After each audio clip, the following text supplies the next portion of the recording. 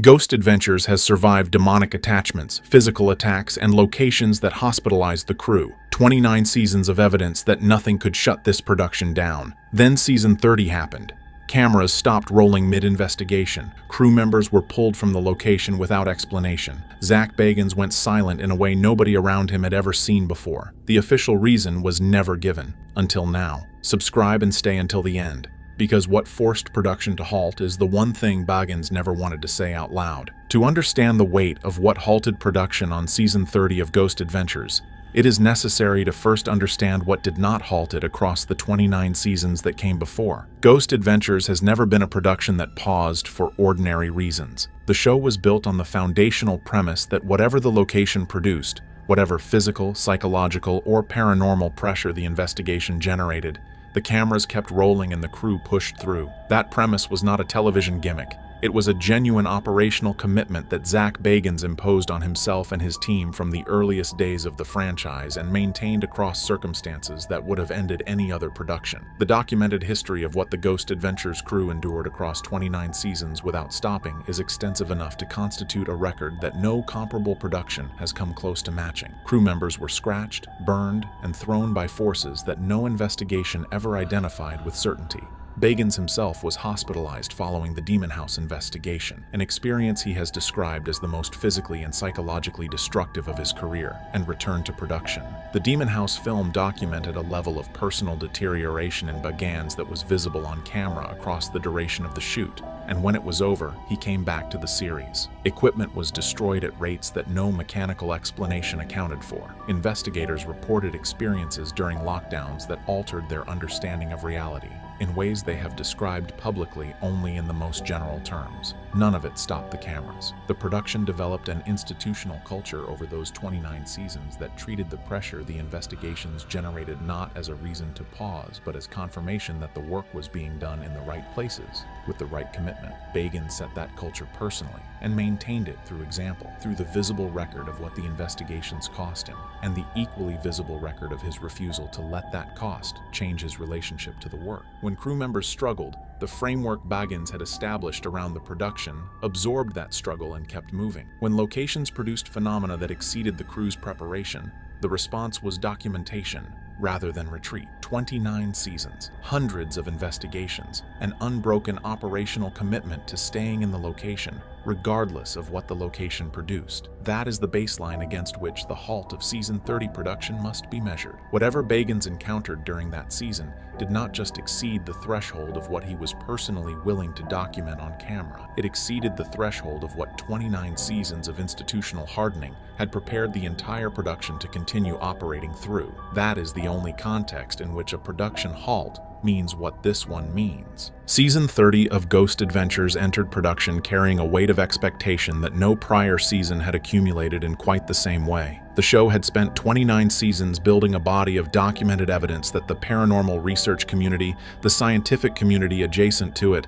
and the growing mainstream audience for UAP and anomalous phenomenon disclosure had been following with increasing seriousness. The broader cultural conversation around these phenomena had shifted significantly during the period leading up to season 30. Congressional hearings, intelligence community disclosures, and the gradual entry of institutional credibility into a subject that had spent decades being treated as fringe material had created a climate in which Ghost Adventures occupied a different position in the public conversation than it had during any of its prior seasons. Bagans understood that position and the responsibility it carried. The production decisions made going into season 30 reflected that understanding. The locations selected for investigation were not chosen through the standard development process that had driven prior season lineups. They were chosen with a specific intentionality, a deliberate decision to pursue the categories of evidence and the classes of location that the prior 29 seasons had been building toward without ever fully reaching. The preliminary research conducted on the season 30 locations before cameras rolled was more extensive than anything the production had undertaken in its prior history. The consultants brought in to advise on specific investigations included individuals whose institutional backgrounds were not the kind that typically appear in paranormal television production credits. The equipment deployed across the season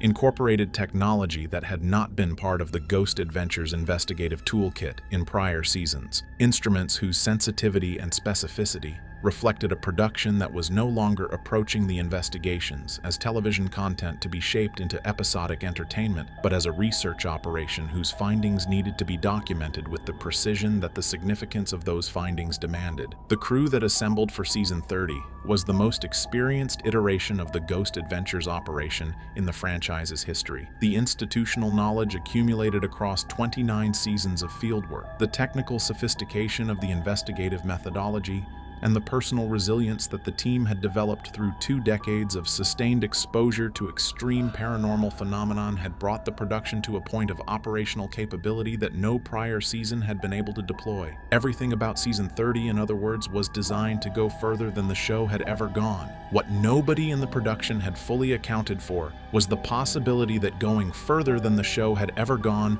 would put them in contact with something that the show's entire prior history had not prepared them to encounter. The investigation that forced the production halt did not occur at the first location on the Season 30 schedule. The season had been progressing through its planned lineup, producing footage that by the accounts of those present was already exceeding anything captured in prior seasons, before the crew arrived at the specific location where the halt occurred. That location has not been publicly identified by any party connected to the production. What has surfaced through the research surrounding the production halt is a geographic region, a class of reported phenomenon associated with the site, and a documented history of prior investigation attempts at the location that establishes it as a place that has resisted outside examination in ways that go beyond simple logistical difficulty. The site had been on the Ghost Adventures research team's list of potential investigation locations for several seasons before it was selected for Season 30. The reasons it had not been pursued in prior seasons were practical: access difficulties, the complexity of the permissions required to bring a production crew onto the property, and questions about whether the investigative infrastructure the show had available in those earlier seasons was adequate for what the preliminary evidence suggested the location might produce. By Season 30, the access had been arranged,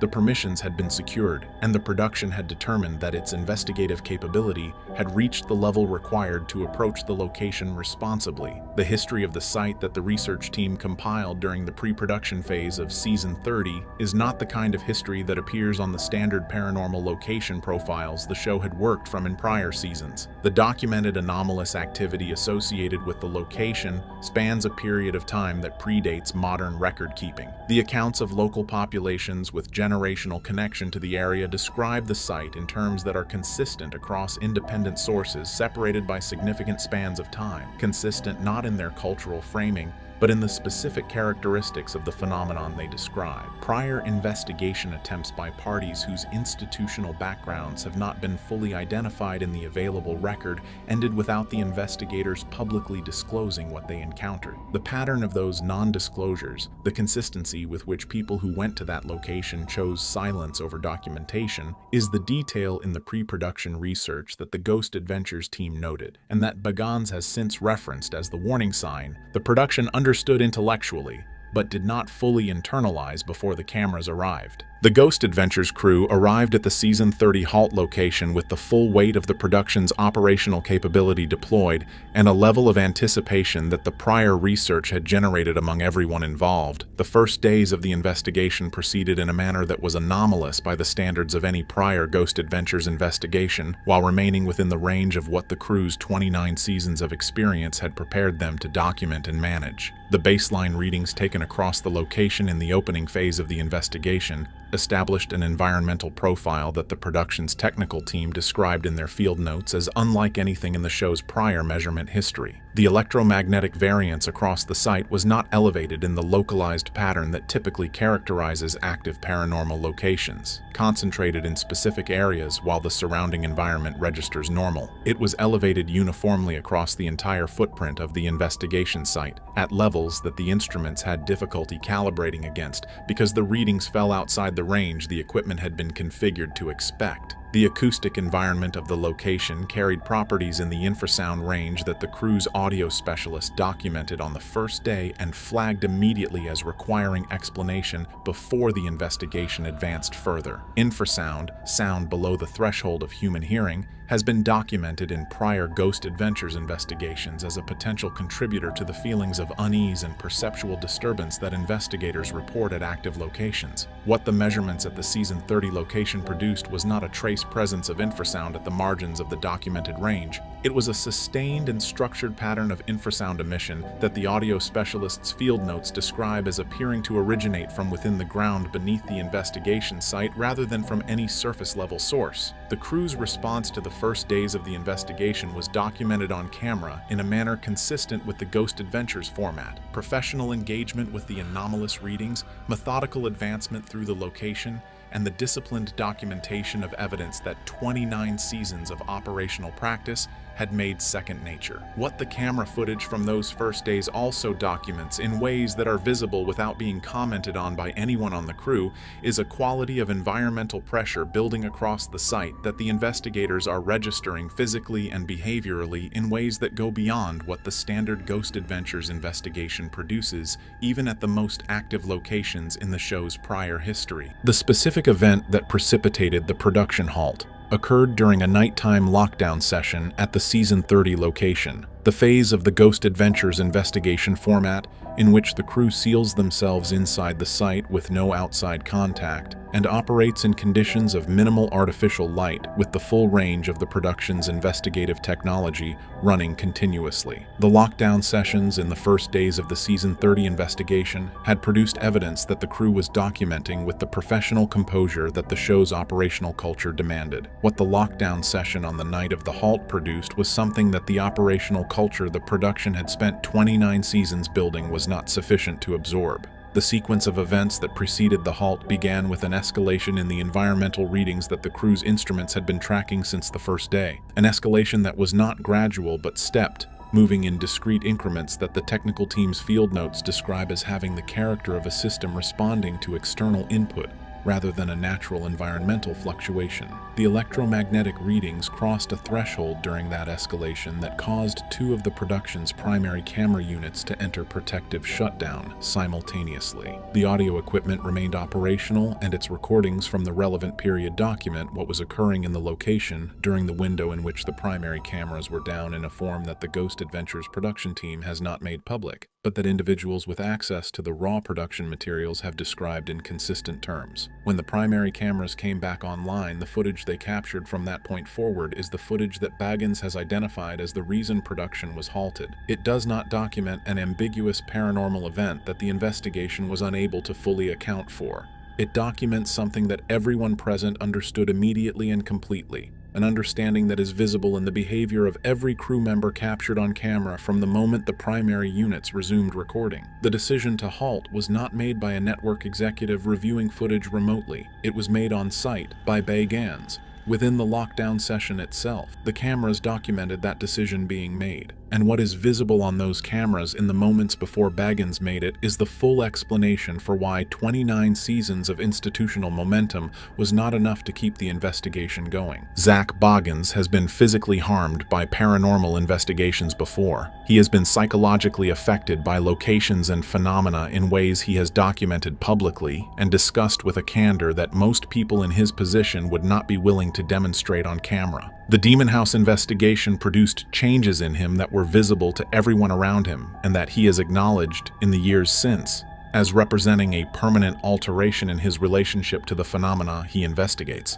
None of that prior experience is adequate context for what the Season 30 location produced in Bagans during the lockdown session that halted the production. The accounts of crew members present during the relevant period describe a man whose response to what the investigation encountered went beyond the range of reactions that 29 seasons of extreme fieldwork had established as his baseline. The composure that Bagans maintains on camera, even in the most extreme investigative circumstances, a composure that is not performed but is the product of genuine psychological hardening accumulated across decades of direct exposure, was not present during the lockdown session that ended the season. What replaced it is something that the people present that night have struggled to characterize accurately in the limited indirect accounts that have surfaced. The closest consistent description across those accounts is recognition, not fear in the conventional sense, not confusion, but the particular quality of response that occurs when a person encounters something that confirms rather than challenges their understanding of the world, and the confirmation is of something they had spent years hoping would not be confirmed. Bagans has spent 20 years investigating paranormal phenomenon with the conviction that the phenomenon is real, and the evidence for its reality deserves to be documented and seen. What the Season 30 location produced during that lockdown session did not deepen that conviction. It resolved it in a direction that the prior 29 seasons of evidence had been pointing toward without ever fully arriving at. The resolution was not the one anyone in the production had prepared for, not because it contradicted what the evidence had been suggesting, but because it confirmed it in a form that was immediate, unambiguous, and impossible to process within the investigative framework that had guided the production across its entire history. The physical effects on Bagans in the days following the halt have been described by those close to him as consistent with the aftermath of the Demon House investigation, but more acute in their onset and more specific in their character. He did not return to the location. The production did not resume.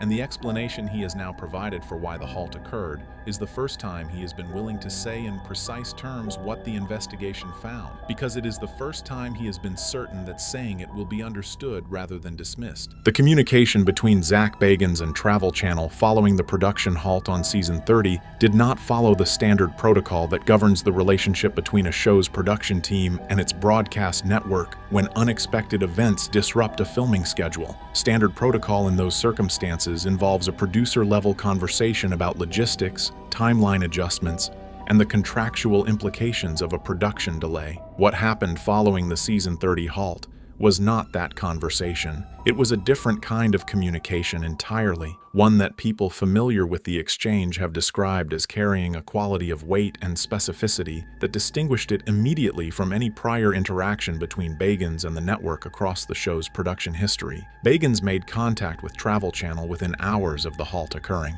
The account he provided of the reason for the halt was not a general reference to crew safety concerns, or an ambiguous description of conditions at the location that made continued filming inadvisable. It was a specific account of what the investigation had encountered during the lockdown session, specific enough that the network's response did not include any of the questions that a genuinely uninformed party would have asked upon receiving it. There were no requests for clarification about the nature of the phenomenon. There were no expressions of skepticism about the account being provided. The network's response to Bagans's communication was immediate, was made at a level of the organization above the standard production executive chain, and was oriented not toward resuming production but toward the footage that had already been captured during the Season 30 investigation before the halt occurred. That orientation, the network's first significant response being about the footage rather than about the production schedule, tells a specific story about where Travel Channel's institutional priorities landed when the halt was communicated. A network whose primary concern was its broadcast schedule would have led with questions about when production could resume and what the implications were for the season's delivery timeline. A network whose primary concern was the footage led with questions about where the footage was, who had access to it, and what the chain of custody looked like from the point of capture to the present moment. Travel Channel led with the footage. The speed and specificity of the network's response to the halt communication, and the particular direction that response took, is consistent with an institution that had existing protocols for exactly this category of situation. Protocols that did not need to be developed in response to Bagans's communication because they had been developed in advance of it. That preparedness is not something a cable television network develops on its own initiative in response to the ordinary operational risks of producing paranormal documentary content. It is something a cable television network develops when an outside party with a demonstrated interest in managing the information environment around anomalous phenomenon has communicated to them at some prior point that the possibility of this category of situation arising is one they need to be ready for. Who that outside party is and when that communication occurred are questions that the available record does not answer directly. What the available record does answer is that when Bagans told Travel Channel what had halted his production, the network already knew what he was talking about. The footage captured during the Season 30 investigation before the production halt is currently held by Travel Channel under the contractual authority that has governed every frame of Ghost Adventures footage since the series began.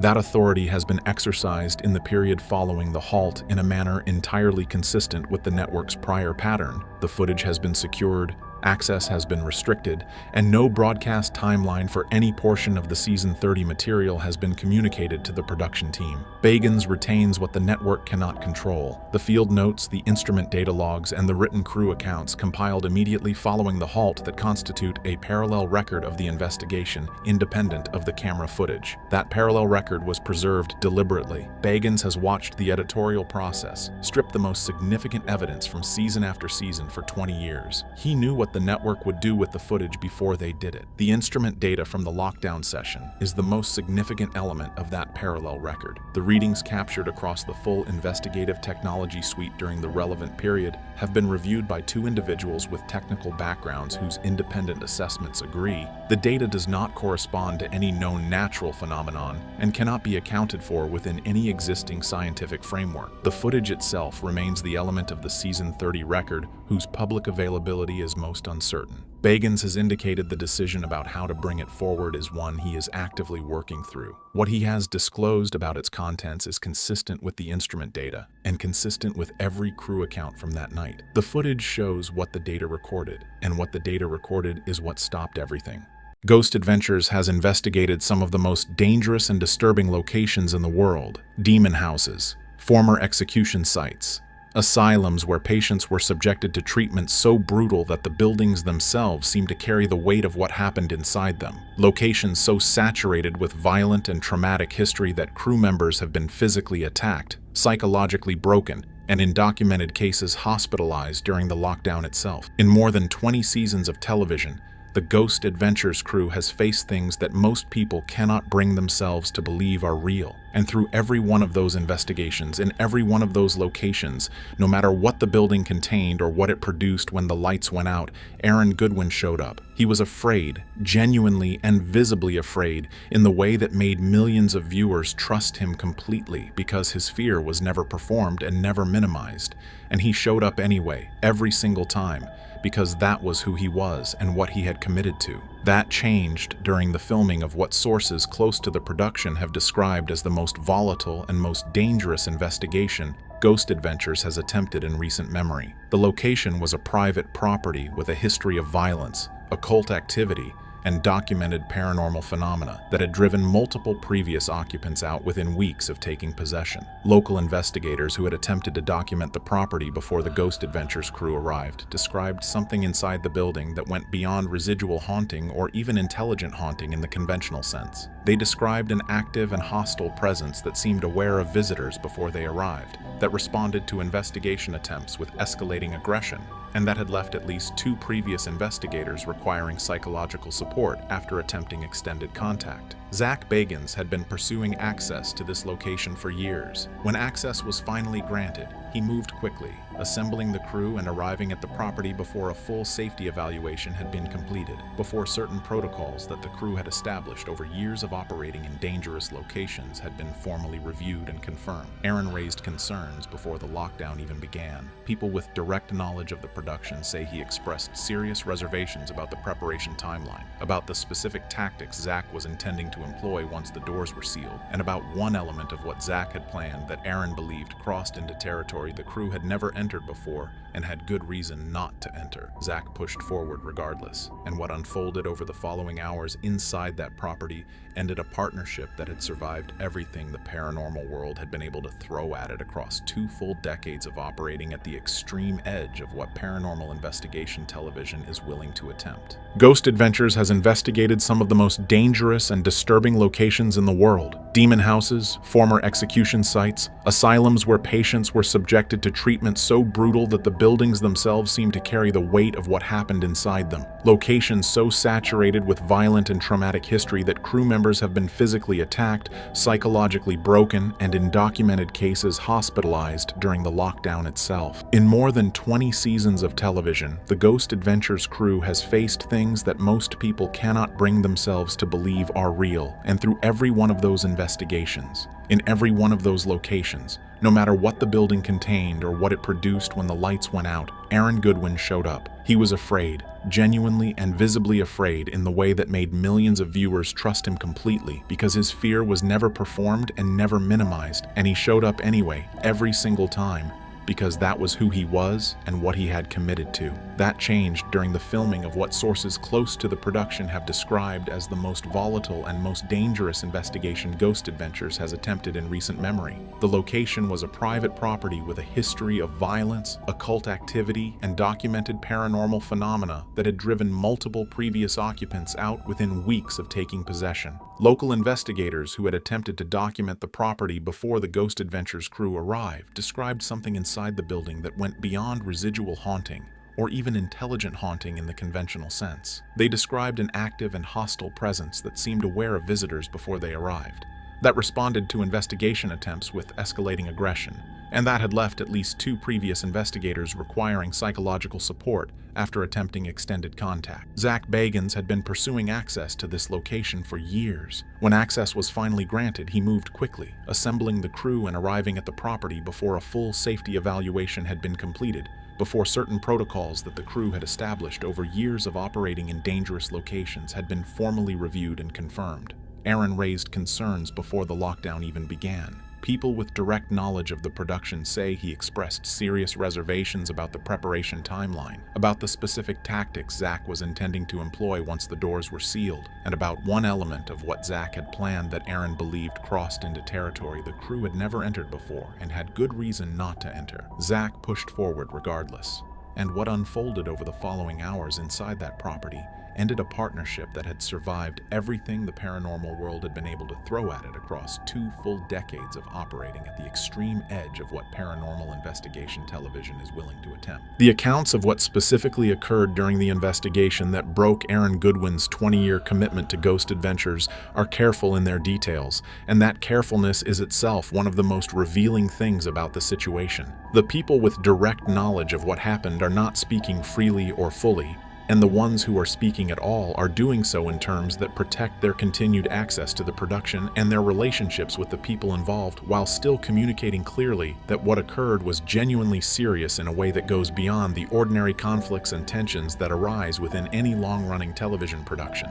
What has been established across multiple accounts from people with direct knowledge of the investigation is that at a specific point during the lockdown, Zak Bagans made a decision to pursue a form of engagement with whatever presence was in that location that represented a significant and deliberate escalation beyond anything the crew had agreed to before entering the building. Not an escalation in the sense that Ghost Adventures routinely escalates, through provocation, through extended exposure, through challenging whatever entity might be present to make itself known in ways that produce compelling television. This was different in kind and not merely in degree. Sources who were present or who have direct knowledge of what occurred describe Zak crossing into a category of engagement that the crew had discussed collectively over years of working together, and that had been understood, without necessarily being written into any formal protocol, as a line that would not be crossed regardless of what an investigation produced or how compelling the evidence on the other side of that line might be. Aaron's objection when Zak moved toward that line was immediate. It was not quiet.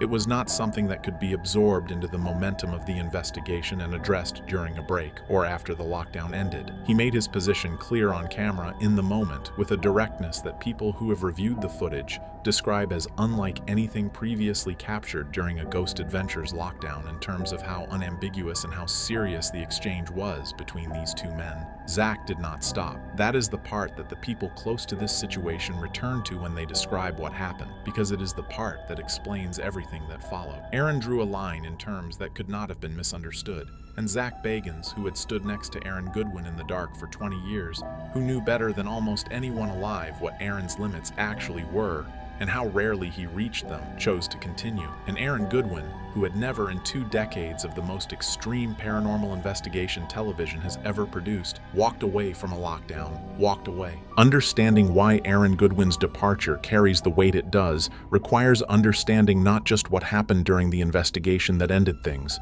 but why he stayed as long as he did, in a dynamic that the people who know it best describe as having never been simple or uncomplicated or without its private costs. Ghost Adventures is not, and has never been, simply a group of friends doing work they love in places that frighten them. It is a production built around the creative vision and the dominant personality of Zak Bagans, and operating within that production, particularly as one of its original members with a long personal history with Zak, has always involved absorbing things that did not make the final edit. Nick Groff was the first original member to reach his limit. His departure after season 10 was handled publicly in terms that emphasized creative differences and new directions, but the accounts of people who were close to the situation at the time describe something more fraught and more personal than that framing suggests. Nick has spoken in interviews in the years since his departure in terms that indicate the end of his time on Ghost Adventures was not entirely amicable, and that the circumstances of his exit left marks that took time to work through. Aaron was there for all of it. He watched Nick leave. He remained. He remained through the changes in the show's format and tone that followed Nick's departure. He remained through the evolution of Zak's creative ambitions in directions that placed increasing demands on the people around him,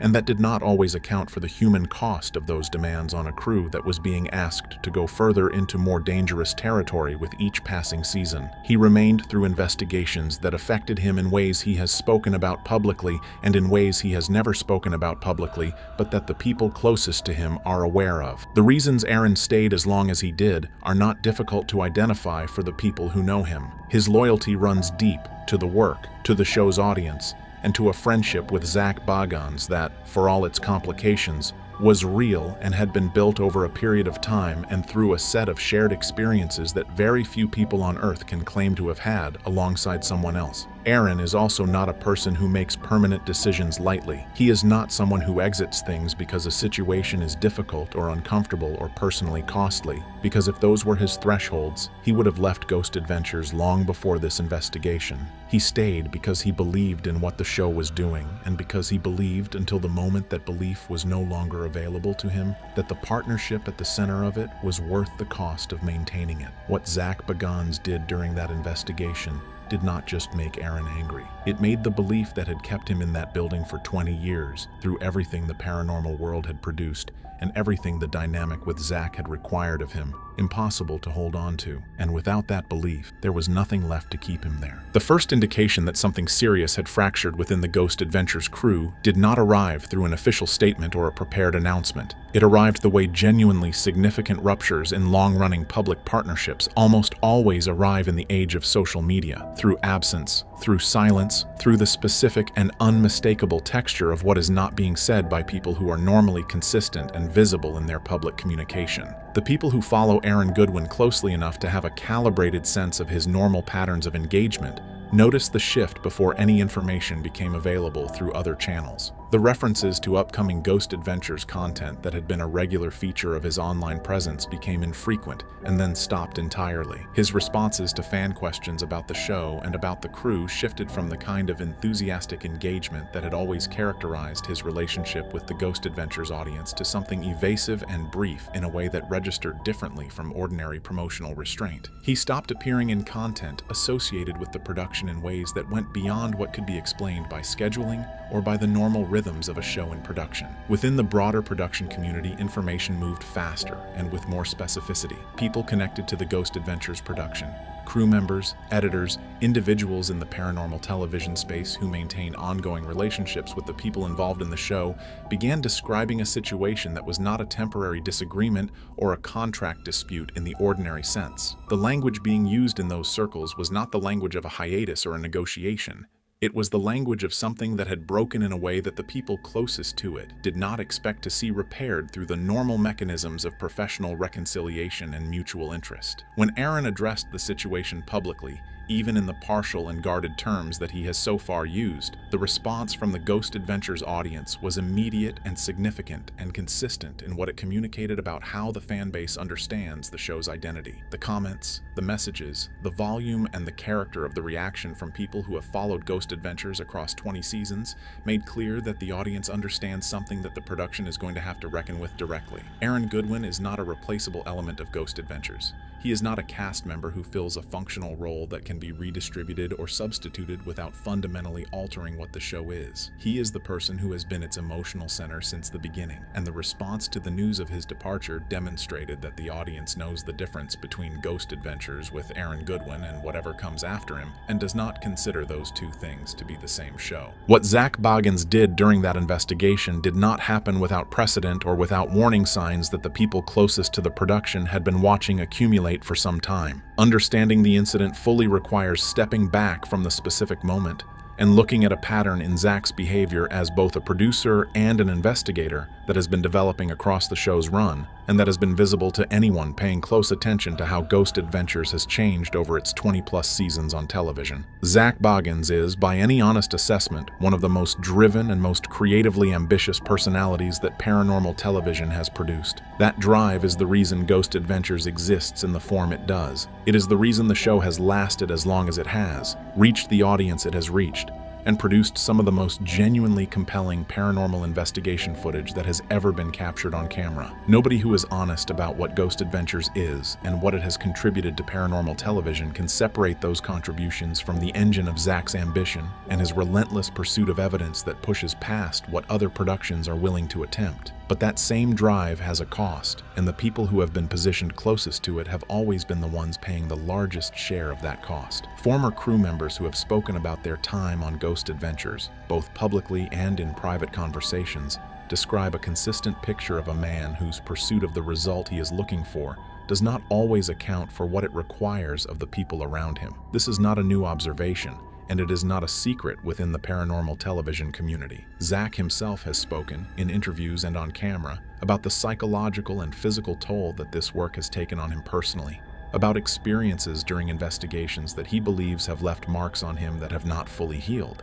He is not unaware that the work is dangerous. He is not unaware of the cost, but awareness of a cost and consistently measuring it against what you are asking others to pay are two different things. And the gap between those two things is where the incident with Goodwin ultimately lives. The people close to the production describe a Zak Bagans who has become progressively more willing to push past the limits that the crew around him has established, not out of malice, but out of a conviction that the evidence on the other side of those limits is worth the risk of crossing them. That conviction, over time, has produced an investigator who is increasingly difficult to anchor to the boundaries that keep the people working alongside him safe. And during that investigation, it produced a moment that the closest partnership in Ghost Adventures history could not survive. The footage from the investigation has not been released, and the question of whether it will be released, in what form, and with what framing, is one that the production is navigating with considerable care and with an awareness that there is no version of that decision that does not carry significant consequences. But people who have seen the raw material from that night have described its contents in enough detail and with enough consistency across different accounts to build a picture of what the cameras captured during the hours that ended Goodwin's involvement with the show. And what that picture shows is more complicated and more significant than a simple argument between two people who had reached a breaking point. The footage of the investigation itself, prior to the moment of rupture between and Zak, is described by people who have reviewed it as some of the most active and most genuinely unsettling material Ghost Adventures has produced in recent seasons. The location was producing responses from the crew that were not performed and not constructed for the camera. Environmental anomalies and personal experiences that registered on the faces and in the bodies of people who have spent 20 years in haunted buildings and who know the difference between what a building produces when nothing is happening and what it produces when something is. The footage of the moment itself, the point at which Zak crossed the line Aaron had drawn and Aaron's response to that crossing, is described as something that exists in a different category from anything previously captured during a Ghost Adventures lockdown, not because of the paranormal content in the frame, though that element of the footage is described as significant and strange, but because of what it shows happening between two men who have been in the dark together for 20 years and who, in that moment, are no longer together in any sense that matters. Aaron's reaction on camera at the moment of rupture is described by everyone who has seen it in the same terms. It is not performed. It is not the reaction of someone playing a moment for the audience watching at home.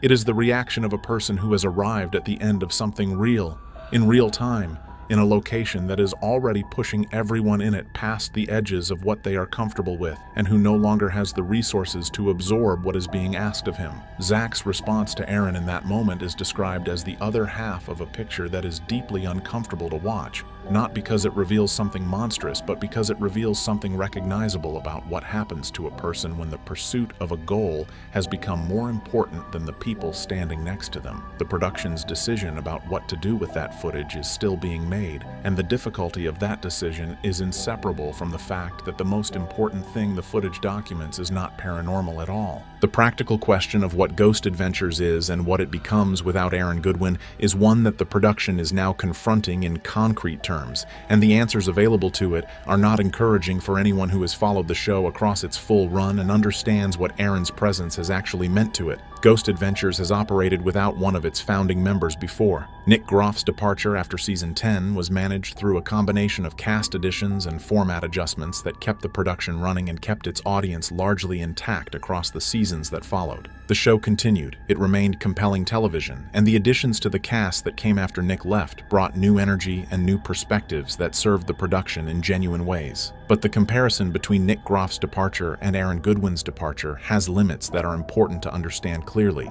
because treating them as equivalent misses something fundamental about what each of these men represented within the show's identity and within the audience's relationship to it. Nick Groff occupied a specific methodological role within the Ghost Adventures crew. He was the measured and precise investigator, the analytical counterweight to Zak's intensity, and while his contributions to the show were real and his absence was felt, the function he served could be approximated through other means and redistributed among other cast members without permanently altering what Ghost Adventures felt like to the people watching it. Aaron Goodwin's function within Ghost Adventures is not methodological. It is not a role that can be described in terms of what he does during an investigation in any technical sense, because what Aaron does is not primarily technical. What Aaron Goodwin has been for Ghost Adventures across 20 years is its emotional truth. He is the member of the crew through whom the audience has experienced fear honestly, the person whose genuine vulnerability has consistently validated the experiences of viewers who watch this show and find themselves genuinely affected by what it documents. He is the reason that Ghost Adventures has always felt like something real happening to real people rather than a performance staged for cameras in dark buildings. A Ghost Adventures without Aaron Goodwin can continue to investigate haunted locations. It can continue to capture paranormal evidence. It can continue to produce the confrontational and aggressive style of investigation that has defined the show's identity from the beginning. But it cannot replace the thing that Aaron Goodwin brought to it, because that thing was not a skill or a technique or a production function. It was a person, and the person is gone. For over 15 years, Zak Bagans has presented Ghost Adventures as raw, unfiltered paranormal investigation, showing viewers everything captured during investigations. Subscribe now because former crew members, paranormal researchers, and leaked production documents reveal Zak has been systematically hiding evidence that contradicts the show's narrative. Footage showing activity was faked gets buried. Scientific analysis disproving hauntings never airs. Witness recantations are edited out. His museum displays artifacts with fabricated histories. Most disturbing, evidence suggesting Zak himself has been caught staging phenomena is locked away under legal threats. This is the evidence Zak Bagans doesn't want Ghost Adventures viewers to see. In 2021, a former Ghost Adventures camera operator who worked on the show from 2015 through 2019 came forward under condition of anonymity with allegations that multiple investigations featured staged phenomena that viewers were led to believe was genuine paranormal activity, backed by raw footage files he had retained that show the setup and execution of effects that were edited to appear spontaneous on broadcast episodes. According to this source, whose identity was verified by paranormal investigation journalists, though he requested anonymity due to non-disclosure agreement concerns, at least a dozen investigations across seasons 10 through 15 included some degree of staged activity ranging from minor enhancements of ambiguous evidence to completely fabricated incidents presented as genuine supernatural phenomena. The most damning evidence involves footage from a 2017 investigation at a private residence in Nevada, where the homeowners reported shadow figures and objects moving on their own. The broadcast episode showed dramatic footage of a chair sliding across the floor while Zak and Aaron were in an adjacent room, presented as genuine poltergeist activity captured by a static camera. However, The raw footage files allegedly show a wider angle revealing a crew member using a thin wire or fishing line to pull the chair, with the shot then being cropped and edited to remove the crew member from frame before broadcast. The former operator claims he raised concerns about this editing to producers and was told it was enhancing evidence that was already there and that viewers expected dramatic footage. Even more problematic, the source provided metadata from multiple investigation files showing timestamps were altered in editing to make it appear events happened simultaneously when they actually occurred hours apart, creating false narratives about escalating paranormal activity. For example, at a 2016 museum investigation, EVP audio captured at 2 in the morning was edited to appear as immediate response to questions Zak asked at 11 p.m., making it seem like intelligent spirits were communicating when the actual timeline showed no such correlation. The source also described common techniques used to create ambiguous evidence that could be presented as paranormal without being outright fabrication. These included crew members making noise off camera that would be attributed to spirits, deliberately leaving doors and windows slightly ajar so they would move from air pressure changes that could be called paranormal, and positioning equipment in ways that would create false electromagnetic field readings or temperature fluctuations that could be presented as supernatural. Perhaps most significantly, the source claims Zak is fully aware of these practices and actively participates in determining what evidence gets enhanced for broadcast and what genuine, ambiguous, or negative results get buried to maintain the show's dramatic narrative. Over the years, Ghost Adventures has submitted various pieces of alleged evidence to scientific experts, laboratories, and academic institutions for analysis. But according to researchers who have conducted these analyses, the show has a pattern of only airing results that support paranormal conclusions while suppressing scientific findings that provide mundane explanations or debunk supposed phenomena. Dr. Robert Bartholomew, a medical sociologist who has studied paranormal claims and mass hysteria, was contacted by Ghost Adventures producers in 2013 to analyze audio recordings from multiple investigations to determine if voices captured on digital recorders represented genuine anomalous phenomena or could be explained through conventional means. Dr. Bartholomew conducted extensive analysis and concluded that the vast majority of the EVP recordings could be explained as pareidolia, the human tendency to perceive meaningful patterns in random stimuli, combined with audio artifacts from digital compression, environmental sounds misinterpreted as voices, and in some cases, actual human voices from crew members or people in adjacent areas that were mistakenly attributed to spirits. His detailed report provided technical explanations for each piece of audio submitted, demonstrating how the supposed spirit voices were actually mundane sounds being interpreted through bias and expectation. According to Dr. Bartholomew, producers thanked him for his analysis, but the episode never aired and his findings were never mentioned on the show despite producers initially indicating his expert analysis would be featured. When Dr. Bartholomew inquired about why his conclusions weren't included, he was told the episode went in a different direction and his services were no longer needed. Similarly, a materials science laboratory that analyzed dust and residue samples collected from allegedly haunted locations during a 2015 investigation found that unusual substances Zak claimed might be ectoplasm or paranormal residue were actually common household dust, insect debris, and in one case petroleum-based theatrical fog machine residue, suggesting someone had been using a fog machine in the location before filming. This analysis was conducted at the show's request and expense, but when results came back showing mundane explanations, the findings were never mentioned in the broadcast episode. The laboratory director attempted to discuss the results publicly but received a cease and desist letter from the production company's legal team claiming the analysis was conducted under confidentiality agreement and could not be disclosed without permission. Multiple audio forensics experts who have analyzed Ghost Adventures EVP recordings independently have noted that the show selectively presents recordings and interpretations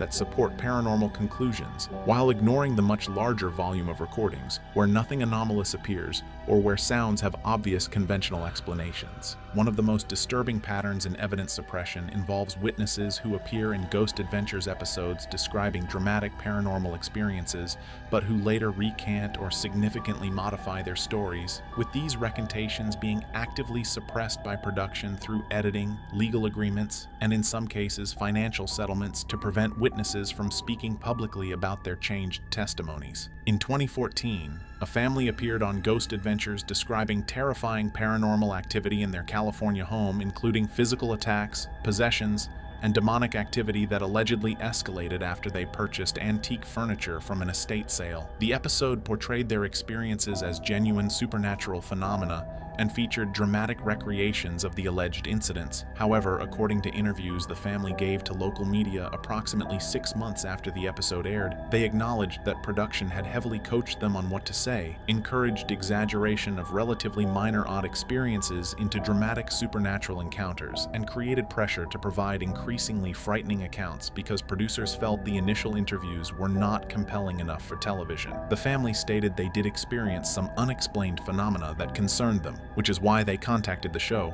but the actual experiences were far less dramatic than what was portrayed, and they now believed most of what they experienced had conventional explanations, including old house settling, animals in the walls, and their own heightened anxiety creating false perceptions. When the family attempted to speak publicly about their concerns that the episode misrepresented their experiences, they received legal correspondence from the production company reminding them of agreements they signed that included non-disparagement clauses and threatening legal action if they continued making public statements that contradicted the broadcast episode. The family ultimately stopped discussing the case publicly, though their local interviews remain available, showing them walking back the dramatic claims featured on the show. Similarly, a location owner who allowed Ghost Adventures to film at his historical building in 2016 later stated in interviews with paranormal investigation blogs that he had serious concerns about how the investigation was conducted and edited. He claimed that when he pointed out during filming that certain supposed paranormal activity had mundane explanations, such as doors that appeared to close on their own actually being affected by HVAC air pressure changes he could demonstrate on command, these explanations were edited out of the broadcast episode, and only the footage showing doors closing was aired with paranormal attribution. When he tried to contact production to request corrections or clarifications be added to the episode, his communications were ignored, and he received legal notification that he had granted the show rights to edit and present the material as they saw fit per the location release agreement he signed. Zak Bagans' Haunted Museum in Las Vegas contains hundreds of allegedly cursed, haunted, or historically significant objects that Zak claims have documented paranormal properties or dark histories. But investigation by journalists, historians, and skeptical researchers has revealed that many high-profile museum pieces have fabricated or greatly exaggerated backstories that Zak continues to present as factual, despite evidence contradicting the official narratives. One of the museum's most promoted items is the allegedly haunted Dybbuk box, a wine cabinet that Zak purchased and claims is inhabited by a malicious spirit that causes illness, nightmares, and misfortune to anyone who comes in contact with it. The object gained fame through eBay sales and was featured in horror films. However, the Dybbuk box's original seller, Kevin Mannis, admitted in a 2019 interview that he fabricated the entire haunted backstory as a creative writing exercise and artistic project, and that he was shocked when people began taking the story literally and attributing real phenomena to the box. Mannis stated explicitly that nothing supernatural has ever been associated with the box, and the entire narrative was fictional from the beginning. Despite this public admission from the box's creator that the haunting story is fabricated, Zak continues displaying the Dybbuk box as a genuinely cursed object and has never acknowledged Mannis's recantation or updated the museum's presentation to reflect that the box's history is fictional. Similarly, the museum displays what Zak calls Dr. Kevorkian's death van, claiming it is the actual vehicle where the controversial physician assisted terminally ill patients in ending their lives, and that the van is haunted by spirits of the deceased. However, research by journalists found that the van Zak purchased has questionable provenance and likely is not the actual vehicle used by Kevorkian, with transportation and ownership records not matching Zak's claims about the van's history. Multiple other museum pieces claiming association with famous murders, executions, or tragedies have been investigated by historians who found the provenance documentation is weak or contradicted by historical records. A haunted mirror claimed to have belonged to a serial killer was traced to an antique shop that had no documentation connecting the mirror to any crime or killer. Furniture supposedly from the home where a famous murder occurred was shown to post-date the actual crime by several decades based on manufacturing techniques and materials. When these discrepancies are brought to the museum's attention, responses have ranged from refusing comment to doubling down on the original claims without providing supporting evidence. The museum's business model appears to rely on presenting objects with dramatic backstories, whether or not those backstories are historically accurate, and correcting false narratives would undermine the attraction's appeal. Critics note that presenting fabricated histories as fact when charging admission fees could constitute consumer fraud, but Zak has never faced legal consequences for the documented inaccuracies in museum displays. Former Ghost Adventures crew members who have left the show or been fired have provided accounts that directly contradict the official narrative about how investigations are conducted and how genuine the evidence presented to viewers actually is. But these testimonies are suppressed through non-disclosure agreements, legal threats, and industry pressure that prevents most former employees from speaking openly about what they witnessed behind the scenes. Nick Groff, who was an original Ghost Adventures investigator and executive producer from the show's inception through 2014, left under circumstances that were never fully explained publicly, with both Nick and Zak declining to provide detailed reasons for the departure beyond vague statements about creative differences and wanting to pursue different directions. However, in interviews Nick has given since leaving, he has made carefully worded statements suggesting he became uncomfortable with aspects of how Ghost Adventures operated. In a 2018 podcast interview, Nick stated that he felt paranormal investigation should maintain certain ethical standards and authenticity, and that he reached a point where he couldn't continue with a project unless he felt it was being conducted with integrity that he could stand behind. While Nick has never explicitly accused Ghost Adventures of fabrication, his carefully chosen words and refusal to return to the show despite apparent opportunities have been interpreted by many observers as implicit criticism of practices he witnessed. Aaron Goodwin, who has remained with Ghost Adventures throughout its run, has made occasional comments that suggest tension between maintaining authenticity and creating compelling television. In social media responses to fans questioning whether the show is real, Aaron has sometimes responded with statements like, "You decide," or "Make up your own mind," non-answers that don't confirm or deny authenticity and suggest he may be uncomfortable making definitive claims about evidence. When pressed by fans about specific investigations or evidence, Aaron often deflects or goes silent,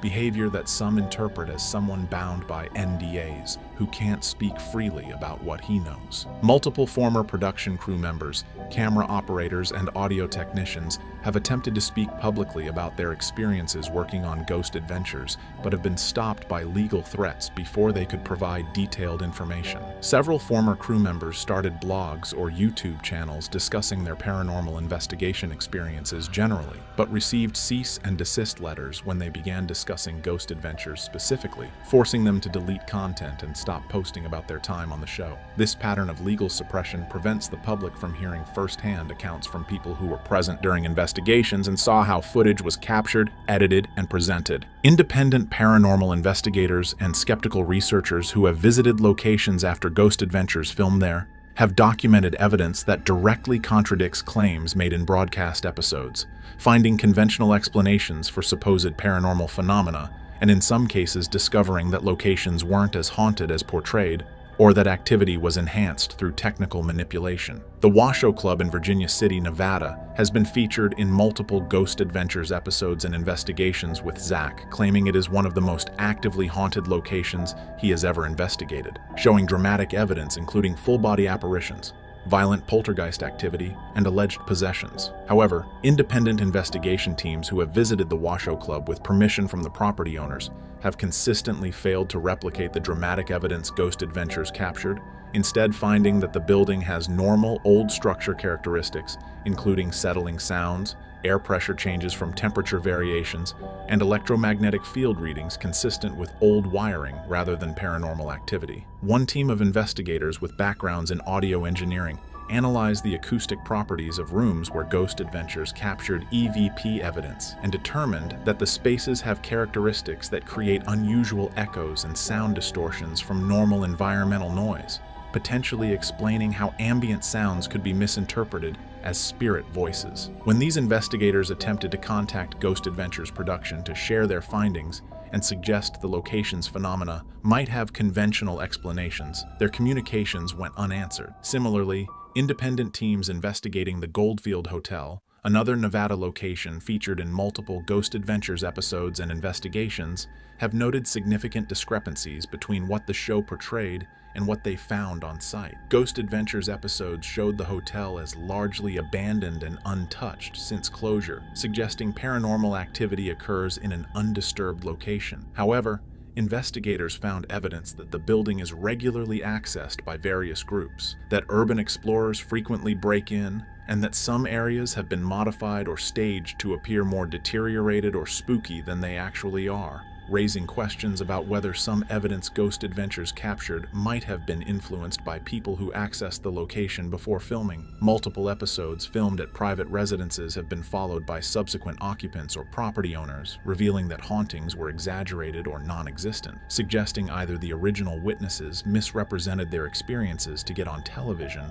or that production encouraged exaggeration. A house featured in a 2013 episode was later purchased by new owners who investigated the property's history and found no documentation of the tragic deaths and suffering that Ghost Adventures claimed created the haunting, and no subsequent paranormal activity despite living in the house for years. Beyond evidence from investigations that get suppressed, Zak Bagans himself has had documented personal experiences and incidents related to paranormal investigation that he refuses to discuss in detail publicly, maintaining unusual secrecy about events that would seem to be compelling content for someone who built a career on sharing paranormal experiences with audiences. The most significant involves what happened after the Cecil Hotel investigation in Los Angeles in 2013. Zak has briefly mentioned that he experienced severe negative effects following that investigation, including health problems, nightmares, and psychological distress, but he has never provided detailed information about what specifically occurred despite the Cecil Hotel episode being one of the show's most watched investigations.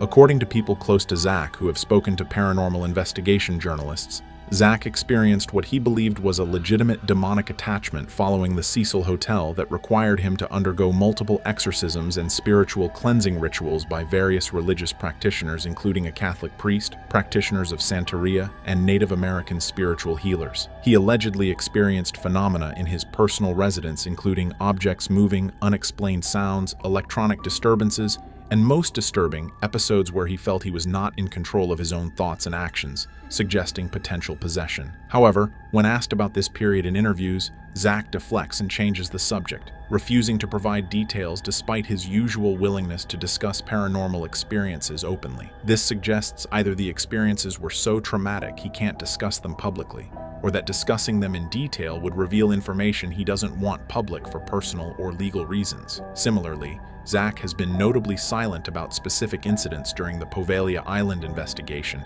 despite that episode being highly promoted and watched. While the episode showed Zak experiencing health problems and psychological distress, crew members who were present have suggested in private conversations that what actually occurred was far more severe than what aired, including Zak experiencing complete personality changes, making threats toward crew members while not appearing to be himself, and having no memory of extended periods of time. If these reports are accurate, they would represent some of the most compelling evidence of genuine paranormal phenomena affecting an investigator, yet Zak refuses to discuss the full extent of what happened, again suggesting he's deliberately withholding information from viewers. Multiple former colleagues have noted that Zak has a pattern of experiencing dramatic phenomena during investigations that gets captured on camera for broadcast, but then refusing to discuss those experiences in depth afterward when not being filmed, creating suspicion that the on-camera incidents might be performed or exaggerated while his genuine private experiences,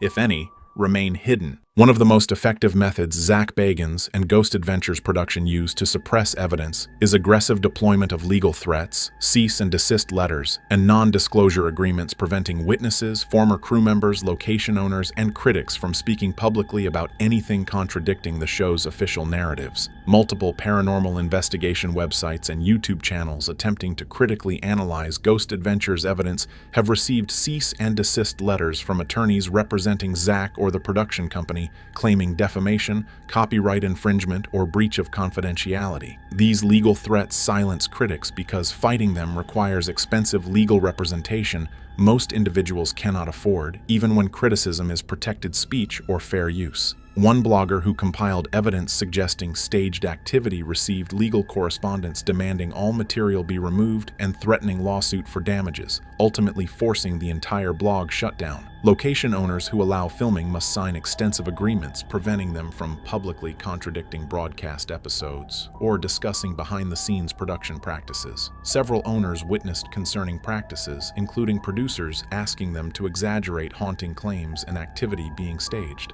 but legal threats stopped them from speaking publicly. Former crew members are bound by comprehensive non-disclosure agreements restricting discussion of virtually any production aspect, including how evidence is captured, editing decisions, off-camera events, or Zak's behavior. These NDAs remain effective indefinitely with liquidated damages clauses that could financially ruin individuals who speak out. This creates situations where people with most direct knowledge about how Ghost Adventures operates are legally prevented from sharing information with the public, effectively silencing anyone who could contradict official narratives or reveal evidence being hidden from viewers. To understand what Zak Bagans found in that room, you first have to understand the location that contained it, because the building itself is not incidental to this story. It is the reason the room existed, the reason what was inside it accumulated to the degree that it did, and the reason that the Ghost Adventures crew, which has investigated hundreds of locations across more than 20 seasons of television, treated this particular property with a level of preparation and caution that went beyond anything they had applied to a location in years. The property sits in a part of the American interior that has a documented history of paranormal activity stretching back more than a century, a region where the land itself carries a weight that local historians and indigenous knowledge keepers have described in terms that modern paranormal investigation has only recently developed a framework to begin engaging with seriously. The building on that property was constructed in the early part of the 20th century and has passed through a series of owners and occupants whose histories form a chain of trauma and violence and psychological deterioration that is almost without parallel in the documented records of haunted locations in the United States. The first owner died inside the building under circumstances that were ruled accidental, but that the people closest to the situation at the time described privately in terms that suggested something more deliberate. The families that followed experienced patterns of conflict, illness, and psychological breakdown that were consistent enough across different occupants with no shared history to suggest that whatever was generating those experiences was attached to the property rather than to the people who passed through it. By the time the building came to the attention of paranormal investigators, it had been vacant for more than a decade, and the investigators who had attempted to document it in that time had produced accounts that were consistent in one specific detail above all others. Every account from every investigator who had spent time in the building referenced the same room, not the basement, which was where the most visible physical evidence of the building's history had accumulated, not the upper floor, which had produced the most dramatic equipment responses in previous investigations. The room that every account returned to was a mid-level room in the interior of the building, accessible through a narrow corridor that the building's original plans did not include,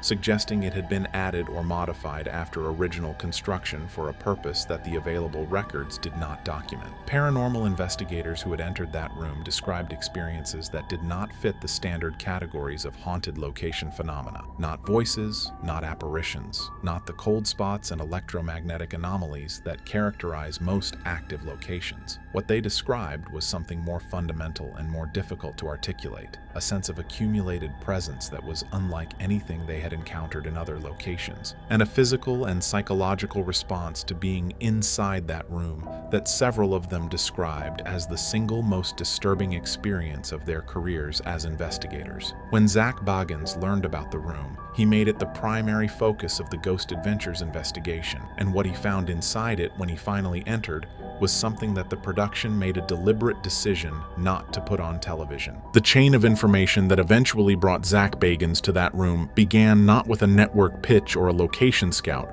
but with a private communication from someone within the paranormal research community whose identity has been carefully protected by everyone involved in the subsequent investigation.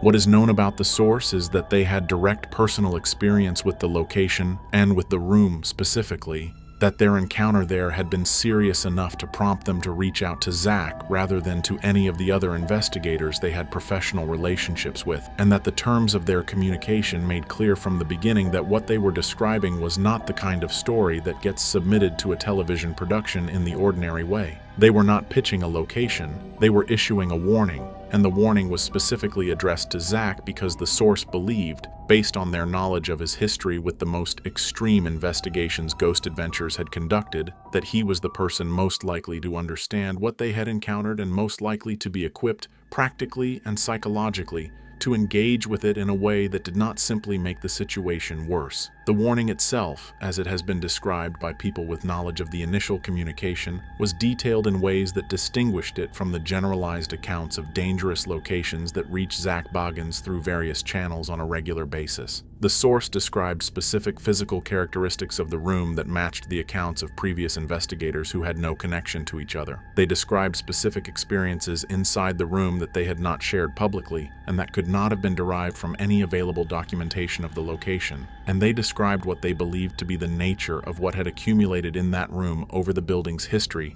in terms that Zak, according to people close to him who were aware of the communication, found compelling enough to immediately begin the process of pursuing access to the property. That process took months. The property had passed into private ownership, and the current owner was not eager to facilitate a television investigation of a room that they were privately aware had produced serious effects on previous visitors. The negotiations around access were extended and involved conditions that Ghost Adventures had not agreed to for any previous investigation, conditions related to what could be filmed, what could be broadcast, and what obligations the production would have to the property owner in the event that the investigation produced material of a specific character.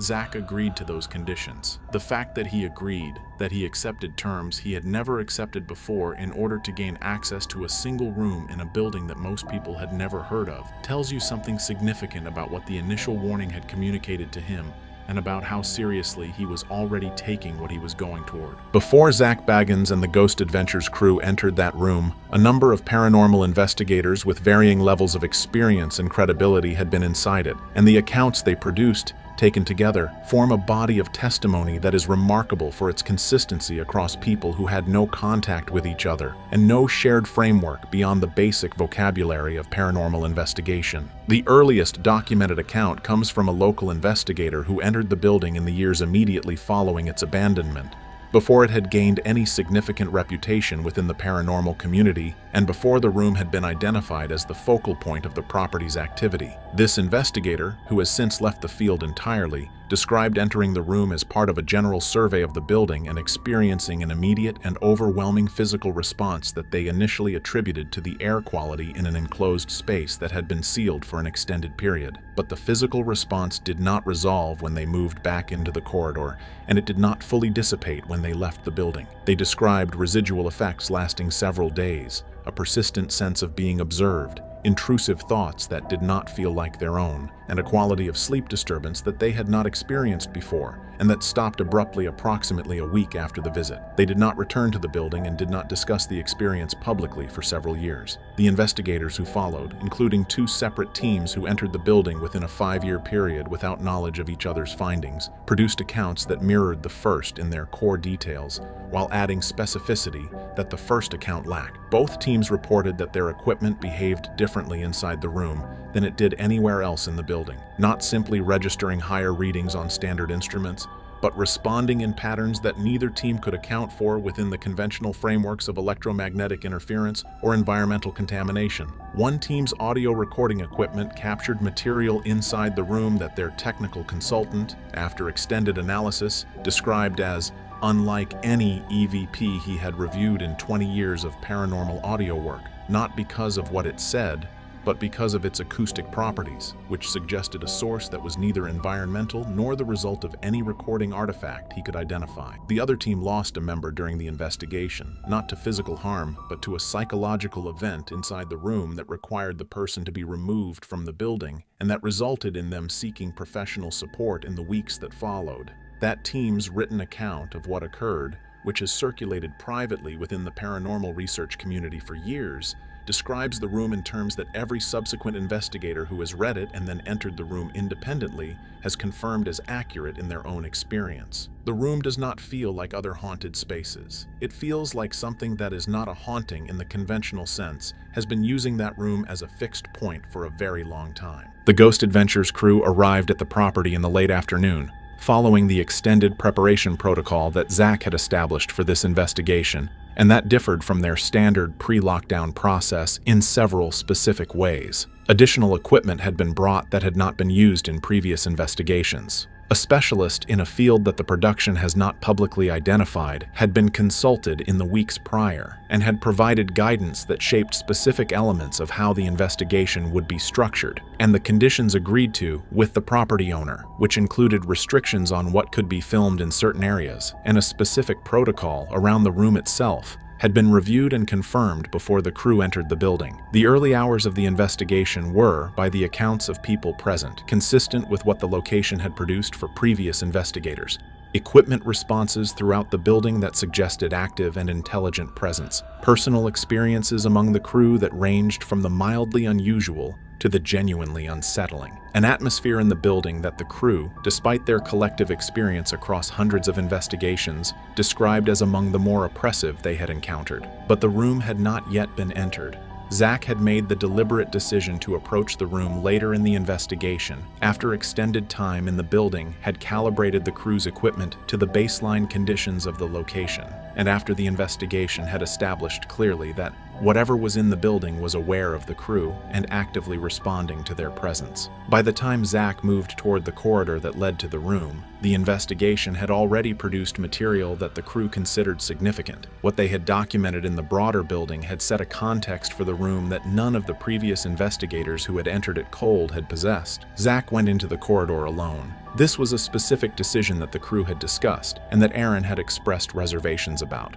Reservations that Zak had heard and set aside. The cameras followed him to the entrance of the corridor and then stopped, because the conditions of access agreed to with the property owner required that the room itself be entered without camera operators, with only Zak's personal recording equipment capturing what happened inside. He was in the room for a period of time that the people outside described differently depending on who was asked, but that was longer than anyone expected and longer than the protocol had anticipated. When he came out, the crew has described his appearance and demeanor in terms that are consistent across every account. He was not the Zak Bagans who had gone into that corridor. Something about the way he was holding himself, the way he was processing what had just happened, the quality of his silence in the minutes after he emerged, told everyone present that what he had found in that room was not what any of them had prepared for. The accounts of what Zak Bagans actually encountered inside that room are the most carefully guarded element of this entire story, and the care with which they have been protected across the time since the investigation took place is itself a significant piece of information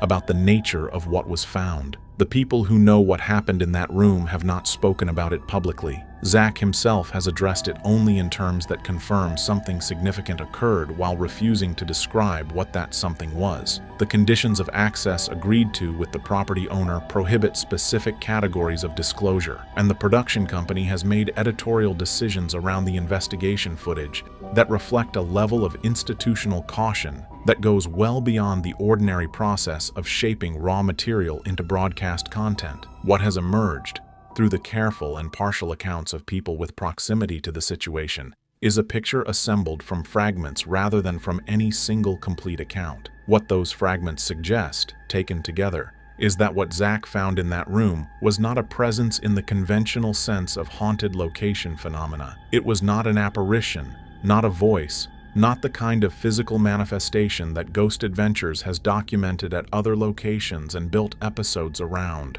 What the fragments suggest is that Zak encountered something inside that room that confronted him with information, specific and personal information about his own history and his own psychological interior that he did not expect and that could not have been derived from any source available to any entity operating within the conventional understanding of what haunted locations contain. The accounts describe Zak emerging from the room in possession of knowledge that he went in without, knowledge about specific events in his past that he has not discussed publicly, knowledge about specific individuals connected to his personal history, knowledge that was accurate, that he has not disputed, and that the people closest to him confirmed when he described it to them afterward. How that knowledge was communicated to him inside the room, through what mechanism or means, is the part that none of the accounts address directly, because it is the part that Zak has been most absolute in declining to describe. What the people close to him know is that whatever form the communication took, it was not something he had experienced before in any of the hundreds of locations he has investigated over 20 years. and that the experience of receiving that information in that room left marks on him that have not fully faded. Whatever occurred inside that room during Zak's solo investigation, the effects were not confined to the psychological and informational experience he described to the crew afterward. There was physical evidence, documented by the crew in the minutes and hours after Zak emerged from the corridor, that something had happened inside that room that left traces on both the investigator and the recording equipment he had been carrying. The most immediate physical evidence was on Zak himself. The crew documented marks on his skin that had not been present when he entered the corridor, and that could not be attributed to contact with the physical environment of the room in any conventional way. The marks were described by people who saw them as unlike the scratches and contact marks that Ghost Adventures crew members have sustained during investigations at other active locations, different in their pattern and in their apparent depth, and located on areas of his body that the configuration of the room and his documented movement within it made it difficult to account for through accidental contact with surfaces or debris. Zak's personal audio recording equipment, which had been functioning normally throughout the investigation up to the point of his entering the corridor, captured material inside the room that the production's audio consultants spent extended time analyzing before providing an assessment. The nature of that assessment has not been publicly disclosed, but the fact that it required extended analysis rather than the relatively straightforward review process that Ghost Adventures applies to most EVP and audio material captured during investigations suggests that what the equipment recorded was not standard in its characteristics. The static camera that had been positioned at the entrance to the corridor, capturing the exterior of the room's door during Zak's time inside, documented a series of environmental anomalies in the space between the camera and the door that the crew's technical equipment was able to measure but not able to explain within the framework of the location's baseline conditions. Temperature variations, electromagnetic readings, and light anomalies that occurred specifically during the period of Zak's presence in the room and resolved when he emerged. The cumulative physical evidence from the period of Zak's investigation of the room was assessed by the production team as among the most significant and most difficult to conventionally explain of any material captured during the investigation as a whole, and it was assessed along with Zak's personal account of what occurred inside as part of the basis for the decision that the production made about what would and would not be included in the broadcast version of the episode. The decision not to broadcast what Zak Bagans found in that room was not made quickly or without significant internal discussion within the production. And understanding that decision requires understanding both the specific content that was being withheld and the broader institutional framework within which the Ghost Adventures production operates and makes its editorial choices. The most straightforward element of the decision was the conditions agreed to with the property owner before access was granted. Those conditions, as described by people familiar with their content, included specific restrictions on the broadcast of material captured inside the room that the production had accepted in exchange for access they could not have obtained otherwise. The property owner had consented to the investigation with an understanding of what would and would not be made public, and the production was bound by that understanding regardless of what the investigation produced. But the conditions of access were not the only factor in the decision, and the people close to the production are clear that they would not have been sufficient on their own to drive the editorial choice that was made. Even without those restrictions, the production would have faced a serious question about whether the material from inside the room was appropriate for broadcast, and that question would not have had an easy answer. The nature of what Zak encountered in that room, specifically the personal and specific character of the information that was communicated to him inside it, raised a category of concern that Ghost Adventures had not navigated before. Broadcasting that material would have required Zak to make public things about his personal history that he had not chosen to make public, in a context where the source of that information was something that the audience would have no conventional framework for processing. The production's psychological consultants, who reviewed the footage and Zak's account of his experience, raised concerns about the potential impact on both Zak himself and on viewers who had their own histories of psychological distress or trauma, arguing that material of this specific character required a level of contextual framing and audience preparation that a standard Ghost Adventures episode format could not provide. There were also concerns raised by religious and spiritual advisors who were consulted about the nature of what the room appeared to contain and about the implications of broadcasting material that documented contact with it. Those concerns were taken seriously in a way that reflects how the production had evolved in its understanding of what it was dealing with in the most extreme investigations, and they contributed to a consensus that broadcasting the room material without the ability to adequately prepare or protect the audience was not a risk the production was willing to accept. The investigation of that room and what Zak Bagans found inside it did not end when he walked out of the corridor and rejoined his crew. The effects of what occurred inside that room followed him out of the building and into the weeks and months that came after. And the people closest to Zak during that period describe a man who was working through an experience that had no precedent in his career and that did not resolve through the mechanisms he had previously relied on to process the extreme encounters that Ghost Adventures investigations regularly produced. Zak has spoken publicly, in general terms, about the psychological cost of the work he does and about the cumulative effect of 2 decades of exposure to locations and presences that most people never encounter in any form. He has discussed what he believes are attachments, the residual influence of entities or energies from extreme locations that follow investigators beyond the boundaries of the physical space where the encounter occurred. He has described episodes of behavioral and psychological disruption in the aftermath of certain investigations that he attributes to these attachments, and that have required various forms of spiritual and psychological intervention to resolve.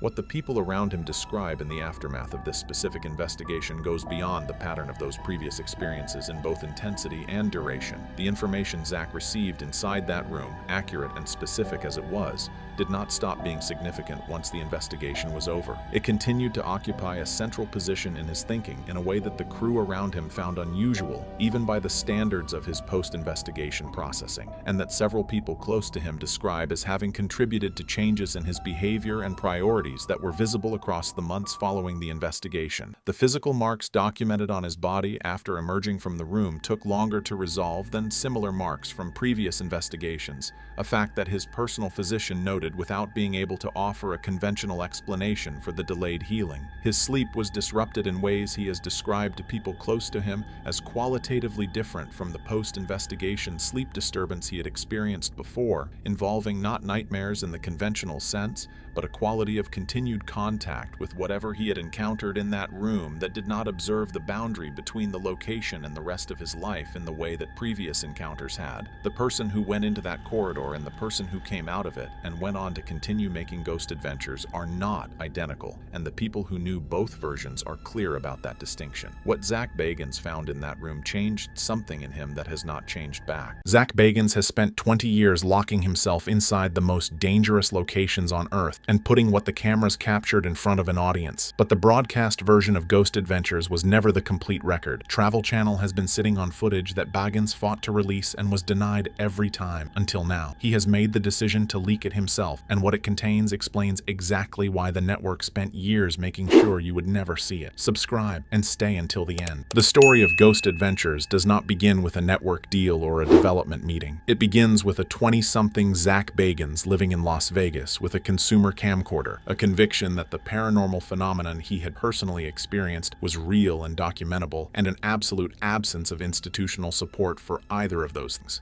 The original Ghost Adventures documentary, filmed in 2004 at the Goldfield Hotel in Nevada and the Virginia City Silver Queen Hotel, was not produced within any professional framework. It was produced by a young man who drove to a location, set up a camera, and locked himself inside overnight with no crew, no safety protocol, and no plan beyond documenting whatever the building produced. What the building produced was enough to change the trajectory of his entire life. The raw documentary circulated in the paranormal research community and eventually reached Travel Channel, which recognized in Bagans something the network had been looking for: a presenter whose engagement with the phenomena he investigated was not performed for the camera, but was viscerally, uncomfortably genuine. The series that launched in 2008 took the foundational premise of the documentary and built a production infrastructure around it. Bagans and his core crew, Nick Groff in the early seasons, Aaron Goodwin throughout, Billy Tolley and Jay Wasley in later years, developed a methodology that separated Ghost Adventures from the crowded paranormal television landscape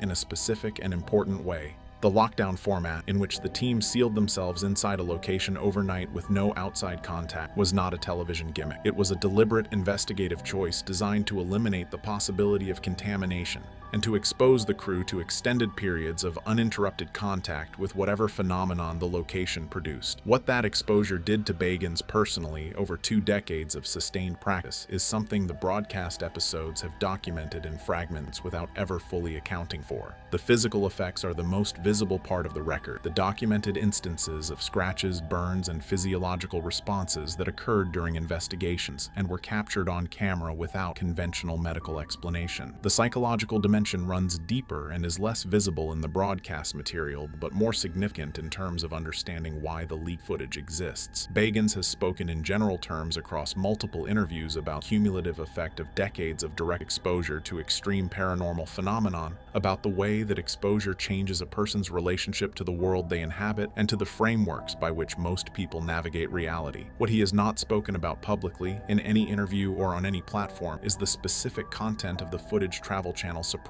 and what that footage added to the toll the investigations had already taken. The empire Bagans built, the museum, the production company, the 20-season franchise, exists in parallel with a private record of what the investigations actually produced that the public has never been permitted to access. The leaked footage is that record becoming public, and the price Bagans paid to accumulate it is the context without which its contents cannot be fully understood. Every frame of Ghost Adventures footage that has ever reached a broadcast audience passed through an editorial process that Zak Bagans did not control. That fact is not unique to Ghost Adventures. It is the standard operational reality of any television production operating within a network framework. What makes it significant in the context of the leaked footage is the specific pattern of what the Travel Channel editorial process consistently removed across 2 decades of production, and what that pattern reveals about the nature of the network's content management policy. The documented instances of editorial friction between Bagans and Travel Channel are scattered across the public record in fragments, references in interviews to moments that were cut, evidence that was excluded, and conclusions the investigation reached that the network declined to present in their full form. None of those public references has been specific enough to constitute a full account of what was being suppressed. Taken together and mapped against the timeline of the show's production history, they form a pattern that is specific enough to be meaningful. The evidence categories that consistently failed to survive the editorial process, regardless of which investigation produced them, share a common characteristic. They are evidence that does not admit of ambiguity. The Ghost Adventures broadcast episodes have always been built around a specific relationship between the investigation and its conclusions. Anomalies are documented, experts are consulted, conventional explanations are considered and found insufficient, and the episode ends in a place of unresolved but compelling mystery. That structure serves the network's interest in a returning audience. A mystery that is definitively solved does not generate a viewer who comes back next week. What the suppressed footage apparently contains is evidence that is definitively not mysterious. Evidence that is clear enough in what it documents that the unresolved mystery structure the show was built on could not accommodate it without collapsing. The contractual framework governing the production gave Travel Channel final authority over every editorial decision, which meant that Bagans' ability to push back against specific cuts was limited to the persuasion he could bring to bear in conversations with network executives who had both the legal authority and the commercial incentive to maintain the editorial status quo. The pattern of those conversations, according to people familiar with the production relationship, was consistent. Bagans would advocate for the inclusion of specific evidence. The network would decline without providing a detailed justification for the decision, and the footage would be removed from the episode without further discussion. That process repeated itself across multiple seasons and multiple investigations until the body of suppressed material had grown large enough and significant enough that Bagans' calculation about the cost of continued compliance shifted. The leaked footage is every instance of that process reaching its endpoint at once. The footage Travel Channel suppressed across the run of Ghost Adventures does not come from a single investigation or a single season. It comes from multiple cases spread across the show's production history, cases that share a specific quality of evidence that triggered the same editorial response each time, despite occurring in different locations, under different conditions, and with different combinations of crew members present. The earliest material in the leaked footage dates to the middle seasons of the show's run, a period in which the production had developed enough operational sophistication to be deploying the full range of investigative technology the show became known for, and in which the locations being investigated had expanded beyond the American properties that dominated the early seasons into international sites with documented histories of anomalous activity that stretch back centuries rather than than decades. Several of the international investigations from this period generated footage that never made it to broadcast in any form, not edited down, not reframed as ambiguous evidence, simply removed from the episode entirely and filed in a production archive that the network controlled and Bagans could not access independently. The domestic investigations represented in the leaked material include several locations that did appear in broadcast episodes. Cases where the aired version of the episode represents a heavily edited account of an investigation that the raw footage tells a fundamentally different story about. Viewers who watch those broadcast episodes will recognize the locations and the surface-level framing of the investigations. What they will not recognize is the evidence the cameras captured at those locations that the edited version of the episode does not contain, because what the cameras captured goes beyond what the episode presented as its most extreme moment by a margin that cannot be accounted for by normal editorial compression. The locations share no obvious geographic or historical connection that would explain why the phenomenon documented at each of them produced evidence of the same category. They are spread across multiple continents, multiple cultural context, and multiple classes of reported paranormal activity. What they share is what cameras found at each of them, and the consistency of that finding across locations with no surface-level connection to each other is among the most significant elements of the leaked footage considered as a body of evidence rather than as individual clips. The decision Zak Bagans made to release the suppressed footage was not made quickly, and it was not made easily. The people who have been in close proximity to Bagans during the period leading up to the release describe a man who had been moving toward this decision for an extended period of time, working through the professional, legal, and personal implications of breaking with the network that had built his career and deciding, methodically and with full awareness of the consequences, that the cost of continued silence had become greater than the cost of speaking. The specific trigger for the final decision is connected to the most recent body of suppressed footage, material from an investigation conducted within the last several years that Bagans considered the most significant evidence Ghost Adventures had ever produced, and that Travel Channel declined to broadcast in any form without, according to Bagans' account, providing any editorial justification beyond the assertion of their contractual authority to make the call.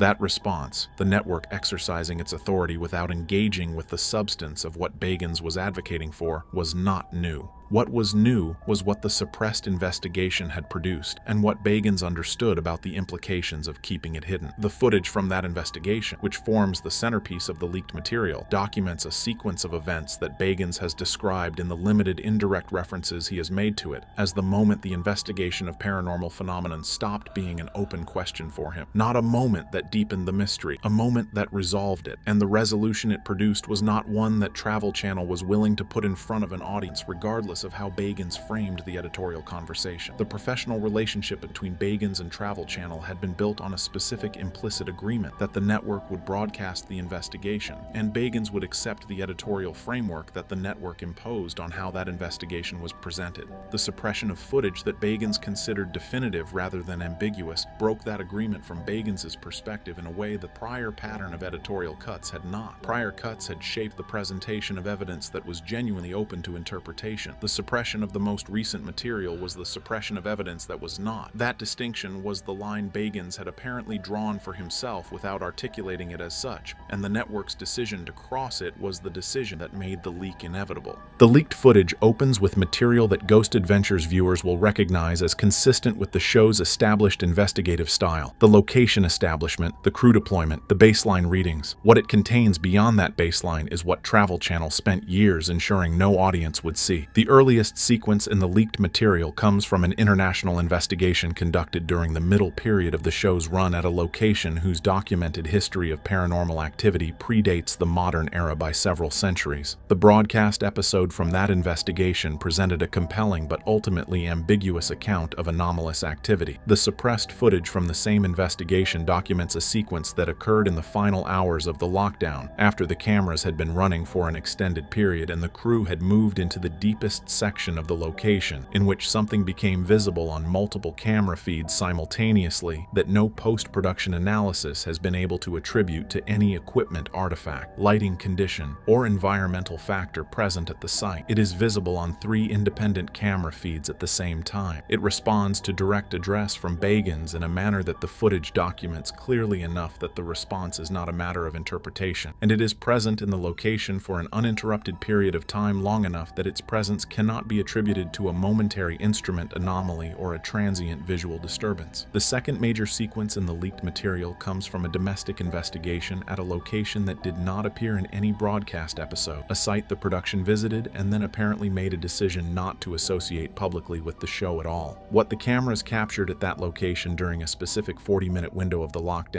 is the sequence that people who have seen the full leaked footage have described with the greatest consistency and the greatest difficulty. The physical environment of the location changed during that window in a manner that the footage documents across every camera feed running at the time. A change that is not subtle, not ambiguous, and not attributable to any conventional explanation that the production's technical team has been able to generate in the years since the footage was recorded. The third sequence, the most recent material and the material Bagans has described as the reason he made the decision to release, documents the investigation that finally broke the implicit agreement between the investigator and the network. What it contains is the question the entire 20-year catalog of Ghost Adventures was building toward, answered on camera in a way that no editorial framework could have contained without lying about what the footage shows. Presented individually, each sequence in the leaked footage would represent the most significant paranormal evidence Ghost Adventures ever produced. Presented as a body of evidence accumulated across multiple investigations spanning a significant portion of the show's production history, they demonstrate something that goes beyond any individual case and into the territory of a systematic finding, a conclusion that the investigations were converging toward across years of fieldwork at locations with no surface-level connection to each other. The first analytical question applied to paranormal footage is always the question of authenticity, whether what the cameras appear to show is what was actually present at the location, or whether it is the product of equipment artifact, post-production manipulation, or deliberate staging. The leaked footage has been subjected to independent digital forensics analysis by two separate firms whose findings are consistent with each other and unambiguous in their conclusions. The footage has not been altered. The anomalies visible across the multiple camera feeds in each sequence are not post-production composites. The physical evidence of environmental changes documented in the second major sequence is consistent across every recording device running at the time, in a manner that rules out individual equipment malfunction as an explanation. What the cameras show is what was present at the locations when the cameras were rolling. The second analytical question is the question of conventional explanation, whether what the footage documents can be accounted for within the existing frameworks of physics, biology, psychology, or any other established discipline. This is where the leaked material's significance becomes impossible to contain within any conventional analytical framework the relevant disciplines currently possess. The simultaneous multi-feed visibility of the phenomenon documented in the first sequence eliminates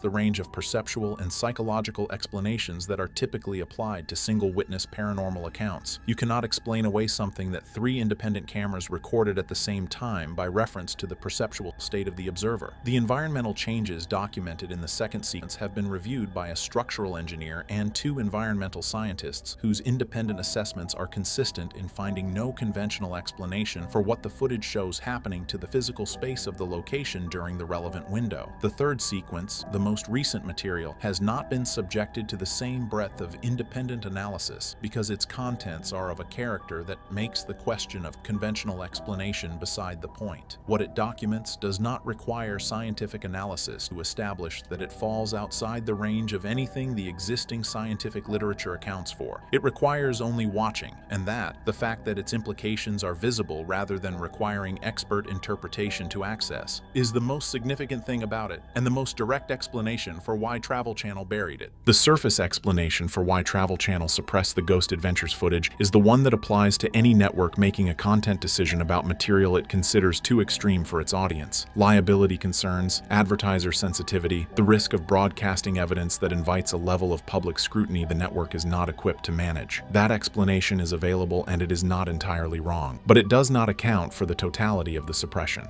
Networks pull content for commercial reasons all the time, and when When they do, the decision is made within a normal operational timeline by people operating within their standard professional roles. The suppression of the Ghost Adventures footage did not follow that pattern. The speed of the decisions, the totality of the removal, not edited, not reframed, gone, and the complete absence of any editorial justification offered to Bagans beyond the assertion of contractual authority all indicate that the people making the suppression decisions were not making them purely on the basis of commercial calculation. They were making them on the basis of something they had been told or shown that made the commercial calculation irrelevant. The history of institutional interest in paranormal phenomenon at the governmental level is now sufficiently documented in the public record that it does not require speculation to invoke. The AAW-SAP program, the AATIP program, and the series of congressional hearings and intelligence community disclosures that have accumulated over the past decade have collectively established that agencies operating at federal level have maintained active research programs focused on anomalous phenomenon for decades. Those programs have a documented interest in managing what enters the public record about phenomena they study. Ghost Adventures, across 20 seasons of investigation at locations spread across multiple continents, has been operating in the same evidential territory those programs have been monitoring. The intersection of those two facts, the institutional interest in managing disclosure and the Ghost Adventures footage documenting evidence of the category those institutions monitor, is the most direct explanation for why the suppression of the leaked material went beyond what commercial television networks typically do with content they find inconvenient. Travel Channel did not make the decision to bury this footage alone, and the entity that helped them make it has a much longer history of burying this kind of evidence than any cable network does. The professional consequences of Zak Bagans releasing the suppressed footage without network authorization are not ambiguous. The contractual framework governing the Ghost Adventures production gives Travel Channel remedies for exactly this kind of unilateral disclosure, and the network's response to the leak will define the future of a franchise that has been one of the most commercially successful productions in paranormal television history. Bagans made this decision knowing all of that. The people close to him during the period leading up to the release described someone who had done the full accounting of what the leak would cost and concluded that the ledger came out the same way regardless of how many times he ran the numbers. What the suppressed footage documents is evidence he considers the public's right to see. The professional cost of releasing it is real and he will bear it. The professional cost of continuing to sit on it, of knowing what the footage contains and choosing institutional compliance over disclosure had become something he was no longer able to pay. For Ghost Adventures as a franchise, the implications extend beyond the legal and contractual situation Bagans now occupies. 20 seasons of broadcast episodes exist in a context that the leaked footage fundamentally alters. The audience that watched those episodes understood them as the complete account of what the investigations produced. They were not. Every broadcast episode that covered a location represented in the leaked material was a partial account, a version of the investigation from which the most significant evidence had been removed before the audience was permitted to see it. That realization does not diminish what the broadcast episodes contain. It reframes it. The anomalous evidence that made it through the editorial process and onto television was the portion of the record Travel Channel was willing to show. The leaked footage is the portion they were not. Taken together, they constitute the full record of what Ghost Adventures actually documented across 2 decades of investigation. That full record is now in the world. And for Zak Bagans, the man who built everything around the conviction that the phenomenon was real and the evidence deserved to be seen,